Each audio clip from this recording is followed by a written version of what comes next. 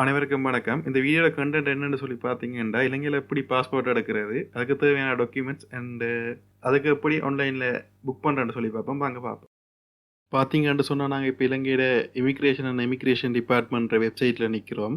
பார்த்தீங்கன்னா, இலங்கையை பொறுத்த மட்டும் இலங்கையில் 3 வகையான பாஸ்போர்ட்டை இஷ்யூ பண்ணுறாங்க. அதாவது சாதாரண பாஸ்போர்ட், ராஜதந்திர கடவுச்சீட்டு, அதை விட உத்தியோகபூர்வ கடவுச்சீட்டு.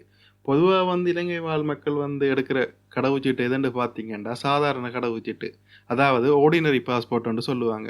இந்த ஆர்டினரி பாஸ்போர்ட் எடுக்கிறதுக்கு என்னென்ன விஷயங்கள் தேவைண்டா, முதலாவது K35A என்று சொல்கிற ஒரு விண்ணப்ப படிவத்தை நாங்கள் முழுமையாக பூர்த்தி செய்யணும். பூர்த்தி செஞ்சு அதோட சில விஷயங்களை சப்மிட் பண்ணணும். அப்படி சப்மிட் பண்ண வேண்டிய டாக்குமெண்ட்ஸ் என்னென்னு சொல்லி பார்த்தீங்கன்னா, ஒரு ஸ்டுடியோவில் போய் ஃபோட்டோ எடுத்து அதில் ரிசிப்ட் தேவை. அது எல்லா ஸ்டுடியோலையும் நீங்கள் எடுக்கல. அதுக்குன்னு ரெஜிஸ்டர் பண்ணின ஒரு சில ஸ்டுடியோக்களில் மட்டும்தான் நீங்கள் அதை எடுக்கலாம். அதை விட பார்த்தீங்கன்னா, பாஸ்போர்ட் எடுக்க போகிற ஆள்கிட்ட பர்த் சர்டிஃபிகேட்டோ ஒரிஜினல் தேவை. அதை விட ஐடென்டி கார்டும் எடுக்க போகிற ஆள்கிட்ட ஐடென்டி கார்டும் அதில் ஒரு ஃபோட்டோ காப்பியும் தேவை. இப்போ திருமணம் முடிச்சாக்கலண்டா தேவைக்கு ஏற்ற மாதிரி அவங்களோட திருமண சான்றிதழ், விவாக சான்றிதழ் சப்மிட் பண்ணணும். அதை விட உங்களோட தொழிலை அத்தாட்சிப்படுத்துறதுக்காக தொழில்துறை சான்றிதழ் ஒன்றும் கொண்டு போகணும். அடுத்தது இந்த அப்ளிகேஷன்ஸ் எங்கே எடுக்கலாம். நான் சொன்ன மாதிரி இந்த K35 அப்ளிகேஷன் எங்கே எடுக்கலாம்னு பார்த்தீங்கன்னா, கொழும்புல இருக்கிற அவங்களோட தலைமையகத்தில் எடுக்கலாம். அப்படி இல்லாட்டி கண்டி, மாத்தறை, வவுனியா மற்றும் குருநாகலில் இருக்கிற பிராந்திய அலுவலகங்கள்லையும் அந்த அப்ளிகேஷன் ஃபார்மை எடுத்துக்கொள்ளலாம். அப்படி இல்லாட்டி எங்களை ஏரியாவில் இருக்கிற பிரதேச சேலத்தில் கூட இந்த அப்ளிகேஷன் ஃபார்மை எடுக்கலாம். அப்படியும் இல்லாட்டி வெளிநாட்டில் இருக்கிற ஆட்களுக்கு வெளிநாட்டில் இருக்கிற எம்பசியில் கூட இந்த ஃபார்மை பெற்றுக்கொள்ளலாம். அப்படி இல்லாட்டி இந்த அச்சிடப்பட்ட இந்த விண்ணப்ப படிவத்தை இந்த ஆன்லைன்லேயே கூட நாங்கள் டவுன்லோட் செஞ்சு கொள்ளலாம். இந்த அப்ளிகேஷனை நிரப்பி போட்டு இந்த அப்ளிகேஷன்ஸோட அந்த டாக்குமெண்ட்ஸையும் எங்கே கொண்டு நாங்கள் சப்மிட் பண்ணணும், எங்கே கொடுக்கணும்னு பார்த்தீங்கன்னா, ஒன்று கொழும்புல இருக்கிற தலைமையகத்தில் கொடுக்கலாம். இங்கே இந்த கொழும்புல இருக்கிற தலைமையகத்தில் 1 டே சர்வீஸ், அதாவது அந்த ஒரு நாள் அவசர அடிப்படையில் எடுக்கிறேன்டா அங்கே கொடுக்கலாம். அங்கே 1 டே சர்வீஸும் செய்வாங்க. அடுத்தது நார்மல் சர்வீஸும் அங்கே கிடைக்கும். நார்மல் சர்வீஸ்ன்றா உங்களுக்கு பார்த்தீங்கன்னா சாதாரண அடிப்படையில் உங்களுக்கு ஒரு 30 வேலை நாட்களில் நீங்கள் பாஸ்போர்ட்டை பெற்றுக்கொள்ளக்கூடிய மாதிரி இருக்கும். அவசர அடிப்படையிலண்டா நார்மல் சர்வீஸில்ண்டா அதே தினத்தில் உங்களால் பாஸ்போர்ட்டை பெற்றுக்கொள்ளக்கூடியதாக இருக்குது. அப்படி இல்லாட்டி கண்டி, மாத்தறை, வவுனியா மற்றும் குருநாகலில் இருக்கிற பிராந்திய அலுவலகங்களில் நீங்கள் அந்த அப்ளிகேஷன்ஸை கொடுக்கலாம். ஆனால் அங்கே கொடுத்தீங்கன்னா அங்கே நீங்கள் 1 டே சர்வீஸில் எடுத்துக்கொள்ள இல்லாத அங்கே அந்த நார்மல் சர்வீஸ், அதாவது அந்த சாதாரண அடிப்படையில் தான் அங்கே பெற்றுக்கொள்ள இயலும் பாஸ்போர்ட்டை. அப்படி இல்லாட்டி வெளிநாட்டில் இருக்கிற ஆக்கள் வெளிநாட்டில் இருக்கிற அங்கே இருக்கிற இலங்கை எம்பசியில் கொடுத்துக்கொள்ளலாம். பார்த்தீங்கன்னா இதுக்கு எவ்வளோ கட்டணம் வருதுண்டா, நார்மல் சர்வீஸில் எடுக்கிறண்டா காசு 3500 ரூபா வரும். அப்படி அவசர அடிப்படையில் எடுக்கிறண்டா 15,000 ரூபா வரும். அடுத்தது இந்த K35 படிவத்தை எங்கே நீங்கள் பெற்றுக்கொள்ளலாமண்டா, இந்த ஆன்லைனில் பெற்றுக்கொள்கிறேன்டா இதில் தரவிறக்கத்துக்குள்ளே போய் விண்ணப்ப படிவத்துக்குள்ளே போனீங்கன்னா பார்த்தீங்கன்னா இதில் இந்த 2 வகையான, இந்த முதலாவதாக இருக்குது, இதில் 2 வகையாக இருக்குது. பார்த்தீங்கன்னா இணைய வழியில் நிரப்பி அச்சுப்பிரதி எடுக்க முடியுமான கடவுச்சீட்டு விண்ணப்ப படிவம், தரவிறக்கம் செய்ய முடியுமான கடவுச்சீட்டு விண்ணப்ப படிவம். பார்த்தீங்கன்னா முதலாவது பதிவிறக்கம் செஞ்சீங்கன்னா இதில் ஆன்லைனில் நாங்கள் இதிலேயே நிரப்பிக்கொள்ளக்கூடிய வசதி இதில் இருக்குது. ரெண்டாவது இதில் ஆன்லைனில் நிரப்பல, அதனால் நாங்கள் பிரிண்ட் பண்ணி நிரப்பலாம். பார்த்தீங்கன்னா இதில் ஆன்லைனில் நிரப்பலாம். இதில் நீங்கள் டைப் ஆஃப் சர்வீஸ் ஏண்டா ஒரு நாளில் எடுக்க போகிறீங்களா இல்லாட்டி சும்மா இந்த 30 நாள் கழிச்சு எடுக்க போகிறீங்களா. நார்மல்ண்டா நார்மல் சர்வீஸை டிக் பண்ணுங்கள். 1 டேண்டா 1 டே சர்வீஸை டிக் பண்ணுங்கள். அடுத்தது பாஸ்போர்ட் ஆல் கண்ட்ரி தான். அடுத்தது ப்ரெசன்ட் ட்ராவல் டாக்குமெண்ட்ஸ், அது தேவை இருந்தால் அதை நிரப்பிக்கொள்ளுங்க. உங்கள்ட்ட இருக்குமாண்டா இது இருந்தால் நிரப்பிக்கொள்ளுங்க. அடுத்தது உங்களோட அடையாள அட்டை இலக்கம், ஐடென்டி கார்டு இலக்கத்தை நீங்கள் நிரப்பிக்கொள்ளலாம். அடுத்தது உங்களோட சர்நேம், அதாவது உங்களோட பேர். அடுத்தது அதர் நேம்ஸ், அதாவது உங்களோட அப்பாவோட பேர். அடுத்தது பெர்மனன்ட் அட்ரஸ், உங்களோட அட்ரஸ் இதில் நிரப்பலாம். அடுத்தது உங்களோட டிஸ்ட்ரிக்ட், உங்களோட மாவட்டம். அடுத்தது உங்களோட டேட் ஆஃப் பர்த், பிறந்த திகதி, மாதம், வருடம். அடுத்தது பர்த் சர்டிஃபிகேட்.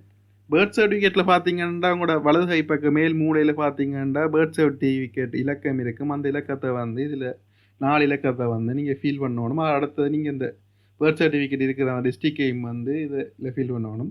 அடுத்தது வந்து பிளேஸ் ஆஃப் பர்த், நீங்கள் எங்கே பிறந்தீங்களோ அந்த இடத்த வந்து இதில் ஃபில் பண்ணணும். அடுத்தது வந்து செக்ஸ், நீங்கள் என்ன ஆணா பெண்ணான்றதை வந்து இதில் போடணும். ஆனண்டா ஆனண்டு, பெண்ணண்டா பெண்ணண்டு இதில் டிக் பண்ணணும். அடுத்தது வந்து ப்ரொஃபஷன், உங்களோட தொழில் என்னண்டு இதில் போடணும். இப்போ இலங்கையில் வந்து சில ஆக்களுக்கு பார்த்தீங்கன்னா ரெட்ட பிரஜா உரிமை வந்து இருக்கும். அப்படி டுவல் சிட்டிசன்ஷிப் இருக்கிற ஆக்கள் வந்து ஜஸ்ஸை கொடுக்கணும். அப்படி டுவல் சிட்டிசன்ஷிப் இல்லாட்டினோ எங்களுக்கு பெரும்பாலான ஆக்களுக்கு இல்லை ரெட்டா பிரஜா உரிமை நோ. அடுத்தது வந்து உங்களோட ஃபோன் நம்பரை வந்து இதில் போடணும். அடுத்தது உங்களோட இமெயில் அட்ரஸை வந்து இதில் ஃபில் பண்ணணும். இது பார்த்தீங்கன்னா இது compulsory for twelve citizenship holders. Twelve citizenship இருக்கிற ஆக்களுக்கு தான் இது வந்து கட்டாயம் நிரப்பணும். அடுத்தது வந்து பார்த்தீங்கன்னா இதில் 19வது சொல்லியிருக்கிறது 16 வயதுக்கு குறைவான பிள்ளைகள் இருக்குமெண்டா அவங்க கார்டியன் அப்பா இல்லாட்டி அம்மா வந்து இதை வந்து நிரப்பணும். அடுத்தது வந்து இதில் வந்து உங்களோட சிக்னேச்சர் பண்ணணும். இந்த சிக்னேச்சர் பண்ணைக்குள்ளே வந்து இந்த பாக்ஸுக்குள்ளே இந்த 2 பாக்ஸுக்குள்ளேயும் சைன் பண்ணணும். சைன் பண்ணைக்குள்ளே வந்து நீங்கள் சைன் பண்ணுறது வந்து இந்த பாக்ஸ் இந்த மூலைகளில் முட்டக்கூடாது. இந்த பாக்ஸுக்குள்ளே சைன் பண்ணணும். அடுத்தது போய் வந்து பார்த்தீங்கன்னா நீங்கள் சைன் பண்ண டேட்டா போட்டுட்டு இதை வந்து பிரிண்ட் பண்ணி போட்டு சைன் பண்ணினீங்கண்டா சரி, அவ்வளோதான் இந்த அப்ளிகேஷனில் இருக்கிற விஷயம். ஸோ ஆகவே பார்த்தீங்கண்டா என்னென்ன டாக்குமெண்ட்ஸ் சப்மிட் பண்ணணுமாடா திரும்பி பார்த்தீங்கன்னா சொல்கிறேன். அந்த K35 ஃபார்மை வந்து ஃபுல்லாக ஃபில் பண்ணி சப்மிட் பண்ணி போட்டு அதோட ஸ்டூடியோ ரிசிப்ட், அதை விட உங்களோட பர்த் சர்டிஃபிகேட் ஒரிஜினல், அதோட வந்து உங்களோட ஐடென்டி கார்டு கட்டாயம் கொண்டு போகணும். ஐடென்டி கார்டு கொண்டு போய் அதில் ஃபோட்டோ காப்பியும், அடுத்த தேவைக்கேற்ற மாதிரி உங்களோட திருமண சான்றிதழ், அடுத்தது வந்து உங்களோட தொழிலை வந்து அத்தாட்சி படுத்துகிற மாதிரி ஒரு சான்றிதழும் கொண்டு போனீங்கன்னா சரி, இவ்வளவு தான் வந்து பாஸ்போர்ட் எடுக்கிறதுக்கான டாக்குமெண்ட்ஸ். பார்த்தீங்கன்னா 1 டே சர்வீஸில் எடுக்கிறேன்டா 15,000 ரூபா, நார்மல் சர்வீஸில் எடுக்கிறேன்டா 3,500 ரூபா. இவ்வளவுதான் விஷயம். பார்த்தீங்கன்னு சொன்னால் இலங்கையில் வந்து இப்போ பாஸ்போர்ட் எடுக்கிறாக்கள வீதம் வந்து கூடண்டபடியாக கட்டாயம் வந்து ஆன்லைனில் ரிசர்வ் பண்ணிட்டு தான் போகணும். இதே வெப்சைட்டில் வந்து அப்பாயின்மெண்ட்ஸுக்குள்ளே போனீங்கன்னா அப்பாயின்மெண்ட்ஸ் பாஸ்போர்ட் சர்வீஸை கொடுத்தீங்கன்னா ஒரு பேஜ் வரும். அந்த பேஜில் வந்து நாங்கள் புக் பண்ணிக்கொள்ளலாம். ஏற்கனவே சொன்ன மாதிரி 1 டே சர்வீஸாக நார்மல் சர்வீஸாக நாங்கள் செலக்ட் பண்ணணும். பார்த்தீங்கன்னா 1 டே சர்வீஸ்ண்டா அது கொழும்பு ஹெட் ஆஃபீஸில் மட்டும்தான் நடக்கலாம், பத்திரமுல்லையில் இருக்கிறது. நார்மல் சர்வீஸ்ண்டா இருக்கிற மற்ற பிராந்திய அலுவலகத்திலையும் எடுத்துக்கொள்ளலாம். அதில் நீங்கள் ஏதாவது ஒரு பிராஞ்சை வந்து செலக்ட் பண்ணணும்.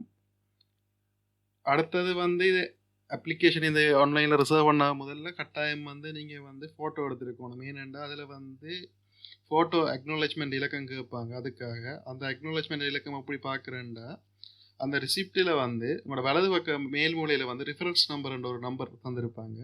அந்த இலக்கம் தான் வந்து அக்னாலஜ்மெண்ட் நம்பர். அதை ஃபில் பண்ணி போட்டு அடுத்தது அப்ளிகேஷன் போடுற ஆளோட பேர், அவரோட டேட் ஆஃப் பர்த், அடுத்தது என்ஐசி இலக்கம், அடுத்து அவர மொபைல் இலக்கம், அடுத்தது இப்போ அப்பாயின்மெண்ட் எடுக்க போகிறீங்கண்டு. நான் இந்த வீடியோ எடுக்கிற டேட் வந்து இன்றைக்கி வந்து ஜூன் 6 பார்ப்போமா, 6 செலக்ட் பண்ணுவோம், இல்லை பார்ப்போம் ஜூன் 30 செலக்ட் பண்ணுவோம், ஜூன் 30 இல்லை, ஜூலை 5 செலக்ட் பண்ணுறேன். பார்த்தீங்கன்னா ஜூலை 5 தான் இருக்குது, கிட்டத்தட்ட 1 மாதம் கழிச்சு தான் இருக்குது. அதில் வந்து புக்கிங் ஹவர்ஸ் நீங்கள் எத்தனை மணிக்கு போக போகிறீங்கன்றதை புக் பண்ணுற அவரையும் வந்து செலக்ட் பண்ணுங்கள். என்ன டைம் வந்து செலக்ட் பண்ணி போட்டு அதுக்குள்ளேயும் வந்து 4 ஆப்ஷன் தராங்க. அந்த டைமையும் வந்து செலக்ட் பண்ணி போட்டு அதில் அக்ரியை கொடுத்து போட்டு கன்ஃபார்ம் பண்ணினீங்கடா சரி, இவ்வளோதான் வந்து விஷயம்.